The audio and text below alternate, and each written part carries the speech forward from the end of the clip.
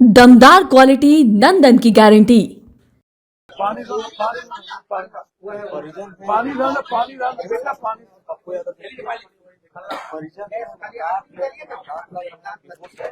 धर के ले चल गया। 7 तल्ला मंजिला है। अच्छा, उसको मुंह जात के पड़ेरी सब गर्दन चताल था सर। इसमें पेचकस खोवा हुआ है, माने कोई चीज से तेज हथियार से खोवा हुआ है।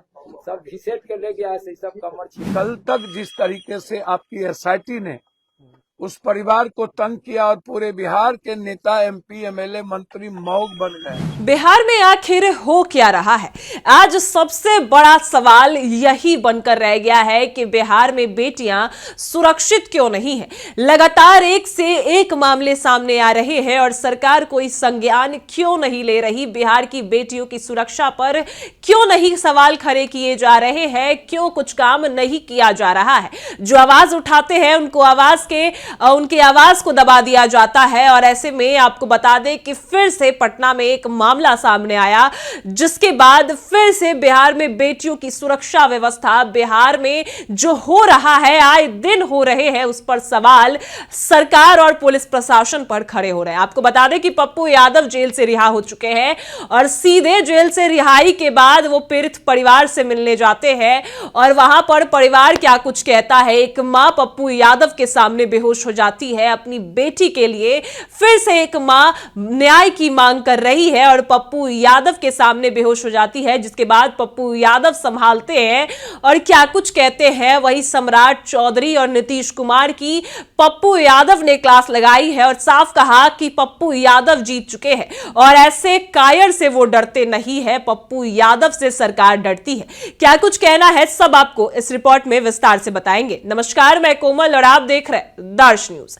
देखिए, आपको बता दें कि पटना में आए दिन ऐसी खबरें आ रही है और बिहार की बेटियां और महिलाएं बिल्कुल सुरक्षित नहीं है।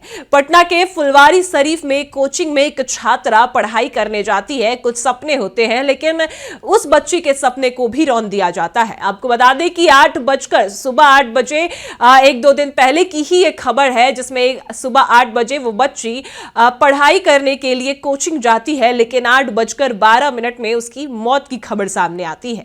और सीसीटीवी फुटेज में यह साफ देखा गया कि बच्ची जो है ऊपर भाग कर जाती है 4थे फ्लोर पर, जबकि उसका जो कोचिंग था वो 2nd फ्लोर पर था। लेकिन बच्ची भागते हुए जाती है, जिसके पीछे बच्ची के पीछे 2 लड़के हुए भागते हुए भी जाते हैं, जिसके बाद उसकी कुछ देर बाद ही, कुछ मिनटों बाद ही मौत की खबर सामने आती है। और सीसीटीवी में सारे पल कैद हुए, जिसमें छात्रा भाग रही थी, उसके पीछे 2 लड़के भाग रहे थे और इसके बाद जब लड़की का शव नीचे गिर जाता है, जो लड़के हैं वो देखकर वहां से भाग जाते हैं।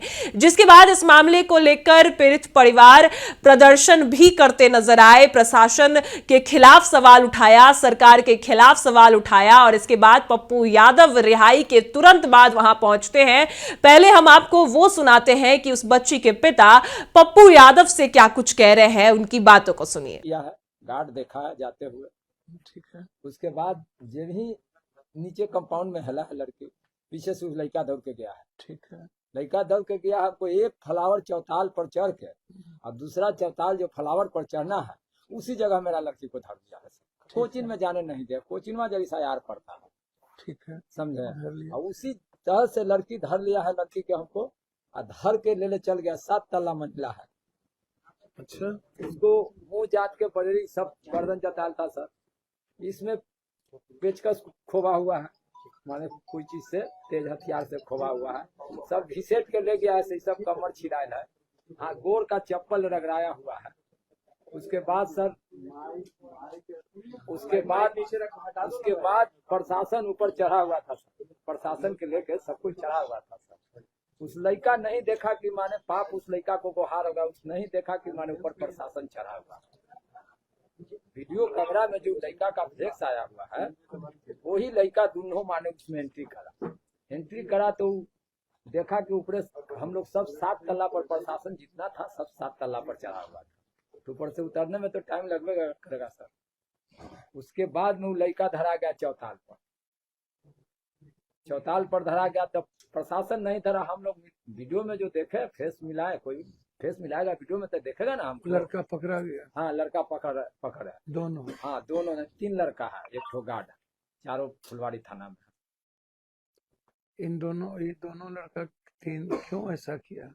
मतलब कि आपको क्या लग रहा है कि उसको बलात्कार करने की नियत से हाँ किया? बलात्कार करने के माने दुष्कर्म करने के निश्चित। बलात्कार किया या नहीं हुआ? ये तो हम नहीं बता सकते हैं सर, ये तो हम नहीं बता सकते हैं।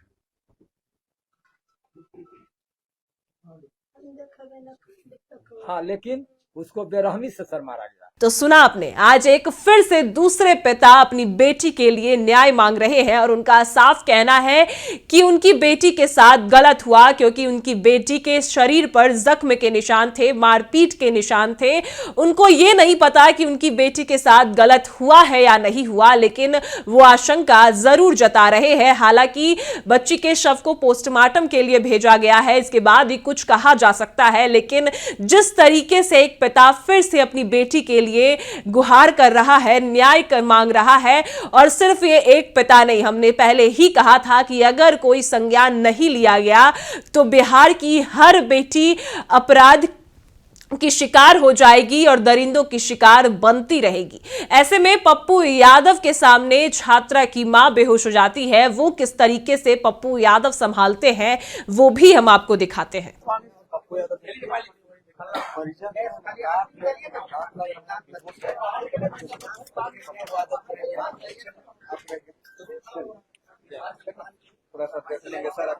बाहर निकले गैस बना दिया है।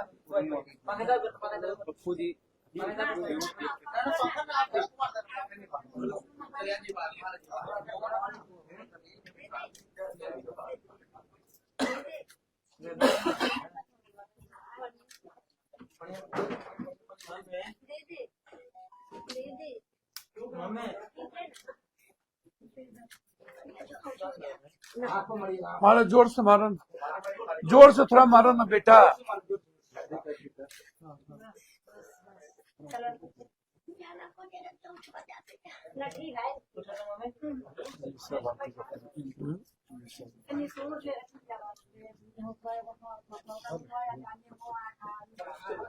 तो देखा आपने, जहां एक और पिता पप्पू यादव से साफ साफ कह रहे हैं कि उनकी बेटी के साथ गलत हुआ। एक मां बोलने की हालात में नहीं है, एक मां बेहोश हो जा रही है, उसकी बच्ची चली गई, जो उसके शादी के सपने थे, उसके पढ़ाई लिखाई के सपने थे। किसान माँ बाप अपनी बच्ची को पढ़ाते हैं, लेकिन हत्यारे और जो दरिंदे हैं वो कुछ भी नहीं सोचते, बच्ची के ओर देखते भी नहीं है और ऐसा जघन्य अपराध कर जाते हैं, जिसके बाद पीड़ित परिवार सिर्फ न्याय की मांग करता है और पुलिस प्रशासन कार्रवाई करती रह जाती है, न्याय नहीं मिलता। तो ऐसे में पप्पू यादव जेल से रिहाई के बाद जब पहुंचते हैं, एक और जहां पिता का पूरा बयान सुनते हैं, जिसके बाद मां को भी संभालते हैं, तो फिर इसके बाद पप्पू यादव क्या कुछ कहते नजर आए हैं। नीतीश कुमार और सम्राट चौधरी को कायर तक उन्होंने कहा। साफ साफ उनका कहना है कि अब सम्राट चौधरी अपना पीठ थपथपाएं, क्योंकि बिहार में बेटियां तो बिल्कुल सुरक्षित हैं। बिहार की बेटियों के साथ कुछ भी गलत नहीं हो रहा, अपराधी भी सही है अगर बिहार की बेटियों के साथ ऐसा हो रहा, क्योंकि सरकार ही जब नहीं सोचेगी, एक सरकार कायर है और पप्पू यादव से डर चुके हैं, क्योंकि यह साफ देखा गया जब पप्पू यादव जेल में थे तो उन पर एक से एक मामले दर्ज किए जा रहे थे। 41-22 मामले पप्पू यादव के खोले जा रहे थे, लेकिन उनकी रिहाई नहीं होना देना चाहते थे, लेकिन हमेशा न्याय की जीत होती है। तो इन सभी बातों को लेकर पप्पू यादव क्या कुछ कहते नजर आए हैं वो सुनिए। और बिहार से भी स्टेशन और कई जगहों से बच्चे और बच्चियों का गायब होना, सत्येंद्र राय की बच्ची के साथ जिस तरीके से बेरहमी के साथ मारा गया,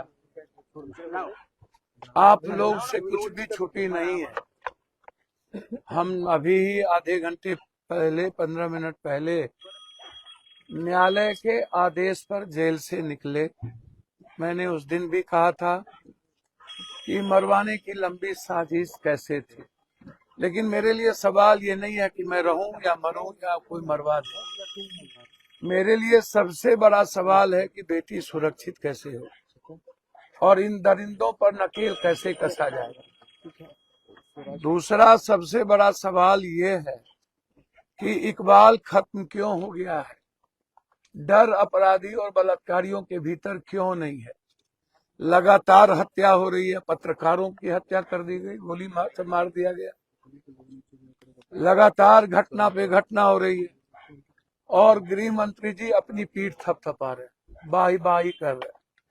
गृह मंत्री जी, आप बाचाल तो हैं, आप गाली देने में बहादुर तो हैं, आपको बीजेपी और भगवान ने एक जगह दिया है, बिना किसी जाति को गाली दिए, और अपराधियों की कोई जाति नहीं होती है। मुख्यमंत्री जी, सबको खत्म करिए आप, पूरा बिहार आपके सपोर्ट में रहेगा, लेकिन आप तो कायर आदमी हैं, आप डरते हैं। एक साधारण सा पप्पू यादव से आपका प्रशासन डर जाए तो आप साजिश कर ही सकते हैं। आपसे बहुत कुछ सवाल है, लेकिन आज सवाल मेरा सिर्फ इस बच्ची के दरिंदगों को एसपीडी ट्रायल किया जाए और कोई बच्ची इस बिहार पर किसी नरभक्षियों की गिद्ध दृष्टि ना हो। और नीट छात्र के मामले में कल तक जिस तरीके से आपकी एसआईटी ने उस परिवार को तंग किया और पूरे बिहार के नेता, एमपी, एमएलए, मंत्री मौन बन गए, चुप हो गए, ये सबसे बड़ा दुर्भाग्य। क्यों? और यहाँ भी कल घटना घटी, ना तो इस इलाके के एमपी आए, ना एमएलए आए। कहा है भैया कौन? हमको तो नहीं जानकारी यहाँ के एमएलए एमपी कौन है, नहीं, मुझको नहीं पता ये सब। लेकिन इतनी बड़ी घटना के बावजूद नहीं आना, इससे बड़ा दुर्भाग्य कुछ नहीं हो सकता।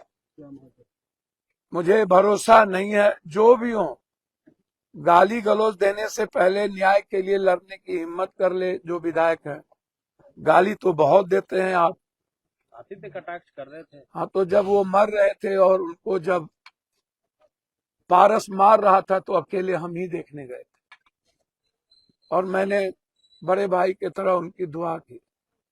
वो कितना गाली देंगे और कितना कौन गाली दे रहा है, मेरे लिए वो सवाल नहीं है, लेकिन मैं इतना जरूर कहूंगा कि अपनी जिम्मेदारी को सब निभाए, तो फिर पप्पू यादव को सच बोलने की जरूरत क्या पड़ेगी और हमें आने की क्या जरूरत होगी। हम जेल से निकले थे, बीमार हैं, कल स्पीकर से हमें मिलना है, सुबह 10 बजे हमें जाना है, तो हम चुपचाप अपने घर जाते। हमें चोट लगी हुई, लगातार पीएमसीएच में भी हमें मरवाने की कोशिश की, उस रात भी हमको मरवाने की कोशिश की। तो इसीलिए हमें लगा कि मेरी बेटी मेरे लिए प्राथमिकता है। हम उम्मीद करते हैं न्याय मिले और इस परिवार के लिए आर्थिक, व्यक्तिगत जितनी मदद हो सकती है पप्पू यादव की तरफ से होगी। नया केस में नहीं लोग फंसाने का डर लग रहा है, फिर पहुंच गए, फिर नया केस में कोई फंसा देते हैं। अच्छा, एक बात बोलूं मैं आपको, हम मरेंगे या कोई मरवाएगा हम जानते हैं क्या? सच को मरवा के दबाइएगा भैया। 5 केस में तो इन्होंने 17, 19, 20 सब केसों में तो फंसा के देख ही लिया। न्यायालय जब तक जिंदा है और जनता और आप लोग जब तक जिंदा है, मीडिया, लॉयर और खास तौर पर न्यायालय और जनता, तब तक हम डर तो अब लगता है कि सच बोलूं कि नहीं।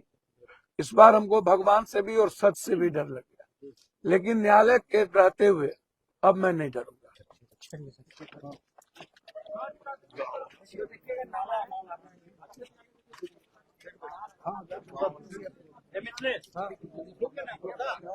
आप लोग कर लिए ना, बाइक ले लिए ना। भैया 1 मिनट, आप यहाँ आए। तो देखा आपने, जहां एक और पटना की फिर एक और बेटी जो है उसकी मौत हो चुकी है, उसकी हत्या हो चुकी है, और ऐसा अपराध पीड़ित परिवार साफ तौर पर आरोप लगा रहे हैं कि उसकी बेटी के साथ गलत हुआ। और आज फिर से दूसरी बेटी अब न्याय की मांग कर रही है। अभी तक नीट छात्रा को न्याय नहीं मिला और दूसरी बेटी फिर से इस अपराध का शिकार बन चुकी है। ऐसे में पप्पू यादव हर उस बेटी का आवाज बनकर उभरते हैं और हर उस बेटी के लिए न्याय की गुहार करते हैं। अब आगे क्या कुछ तमाम बातें सामने आएंगी, सब आपको बताएंगे। फिलहाल आप अपनी राय हमें कमेंट में जरूर बताएं कि पप्पू यादव जिस तरीके से इंसाफ के लिए काम करते हैं और बिहार में बेटियां कितनी सुरक्षित है। इस खबर में इतना ही और देखते रहिए दर्श न्यूज।